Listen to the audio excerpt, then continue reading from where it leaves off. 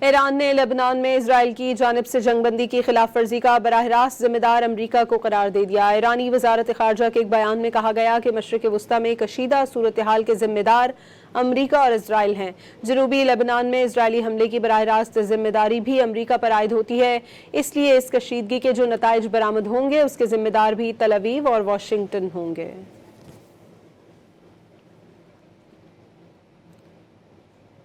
ایران نے لبنان میں اسرائیل کی جانب سے جنگ بندی کی خلاف ورزی کا براہ راست ذمہ دار امریکہ کو قرار دے دیا۔ ایرانی وزارت خارجہ کے ایک بیان میں کہا گیا کہ مشرق وسطی میں کشیدہ صورتحال کے ذمہ دار امریکہ اور اسرائیل ہیں۔ جنوبی لبنان میں اسرائیلی حملے کی براہ راست ذمہ داری بھی امریکہ پر عائد ہوتی ہے، اس لیے اس کشیدگی کے جو نتائج برآمد ہوں گے اس کے ذمہ دار بھی تل اویو اور واشنگٹن ہوں گے۔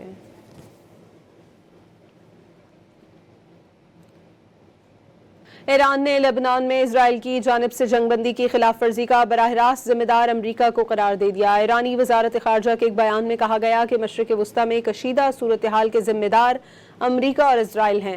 جنوبی لبنان میں اسرائیلی حملے کی براہ راست ذمہ داری بھی امریکہ پر عائد ہوتی ہے، اس لیے اس کشیدگی کے جو نتائج برآمد ہوں گے اس کے ذمہ دار بھی تل اویو اور واشنگٹن ہوں گے۔